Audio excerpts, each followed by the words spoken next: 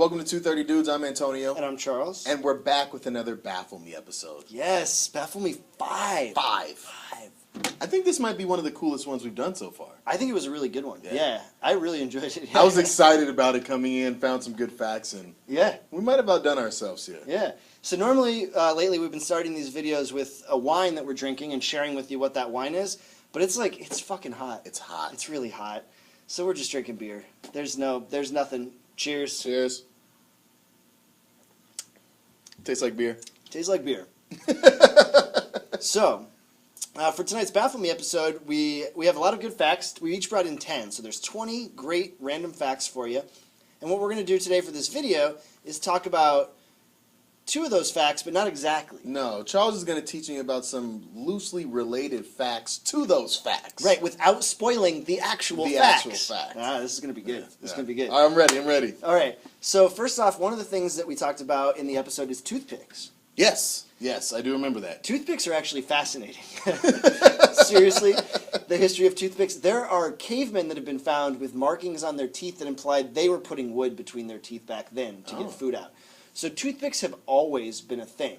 Well, you got to get stuff out of your teeth. Right. I mean, it's just annoying. Right. Yeah. But they weren't ever marketed or sold. They were something that you just kind of whittled yourself until about the mid-1800s. Okay.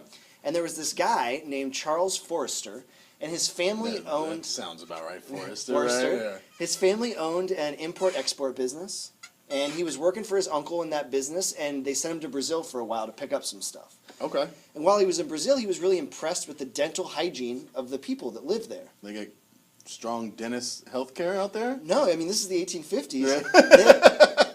It was just that ornamental toothpicks were a big thing. It was something that you bought or made. They were fancy, ornate ones, but everybody had one. And so they had better hygiene than other places in the world. And he was like, oh, this might be something. And he was, what he was, if nothing else, was a savvy businessman. Yes. And this story gets so much better. So the first thing he does is, he wasn't mechanical at all, but he starts looking for a patent that might be a machine that would make a toothpick. Okay. So at the time, shoe cobbling was a big industry, and they were held together, the soles were held to the leather with little wooden pegs, but the pegs were inconsistent in size.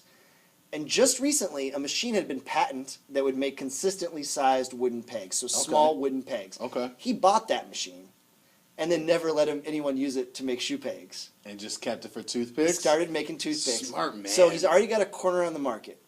Now what he does is he starts going into stores in New York City saying, would you like to sell boxes of wooden toothpicks? And everyone was like, no, there's no need for that. No. And then he waited about 2 weeks. He sent in a bunch of college students to all the same stores asking for boxes of wooden toothpicks. Smart man. And they were like, oh, no, we don't. Then he waited another 2 weeks, and he went back himself and said, have you decided that you might actually want some wooden toothpicks? And they were like, yes, actually, we do want boxes of wooden toothpicks. Then he would send the same person, the same college student, back to buy the toothpicks. So now this company is making, this shop owner is actually making money. Yeah. The college student would return the unopened box of toothpicks to Charles Forrester, which he would then resell. Oh my God, this guy's a genius. Right? So now he's got it in all the shops. This guy's a genius. He's got it in all the shops, and he thinks, well, now I want it in restaurants. So this time he wants someone that's even smarter. He gets Harvard students, and he sends them into all of these restaurants. He pays for their meal. And at the end of the meal, they request a toothpick to take with them. And the restaurants are like, what? No, we don't have toothpicks here. Like, you got to make your own toothpicks. Whittle away. Yeah. And the college students would get upset and start like a ruckus and start yelling in the restaurant. Like, what kind of establishment is this? You don't have toothpicks. I like this guy a lot. A week or two later, Forrester walks to the door and says, hey, do you happen to have a need for toothpicks in your business? And they'd be like, yes, actually, we do. And then it became a thing that people would request toothpicks at the end of their meals. And not long after that, it became a fashionable thing. Like, it was cool to walk down the street with a toothpick, and it just went from there. Nice. I still use toothpicks all the time. I do too. Yeah. I do too. Yeah. But isn't that great? Yeah, that's unbelievable. I know. Yeah. I like that guy. He made it a thing. Yeah. Yeah. I feel like somebody should have caught on, though. Like, yeah, you come back 2 weeks later trying to sell me some toothpicks. But somehow he pulled it off. Okay. Nice. So that's I like that a lot. I know. Yeah, I liked it too. And it didn't spoil the toothpick fact. It didn't spoil the toothpick fact. Okay. That was just another great little backstory on toothpicks. Very cool. Another fact that comes up in tonight's podcast is about Pringles. Yes. And so it occurred to me that I don't know how many different kinds of Pringles there are.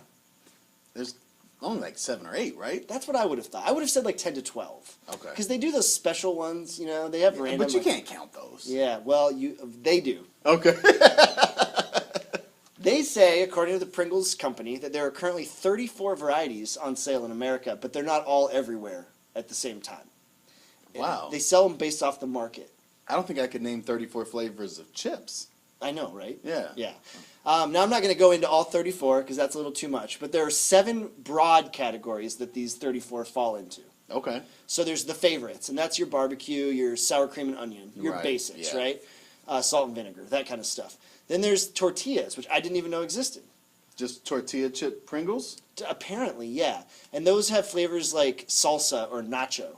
Oh, okay. So again, okay. that's probably a regional thing. Yeah, okay. But I've never seen tortilla chip not Pringles. No, I don't think. no. Then they have multigrain. Okay. So probably more regional as well. Yeah, and Yeah. multigrain are the same flavors as the favorites, but they're It's supposed to be healthier. healthier. Yeah. I think you just add the word multigrain and people buy it. And brown them up a little bit. I know, it's They're probably- just the burnt chips. The burnt chips. The burnt chips, yeah. Then they have a category they call extra. Extra is with an X, T-R-A. Oh, it's like a whole. It's a line. And it's a different type of can, right? It is, yes. That's exactly right. So those are ones that are a little bit more extreme, like pickle, buffalo, fiery sweet barbecue, which I actually really like. I could try that. Those are good. I don't know about pickle though. They're like an oniony barbecue is the fiery sweet ones, but Okay. I dig them. Okay. They've got a line called the lighter side, which is exactly what you'd think it is. Fat-free, reduced fat. So it's some of the same flavors you know, but better for you, right? Yeah. That's 5 so far. Then they have limited edition.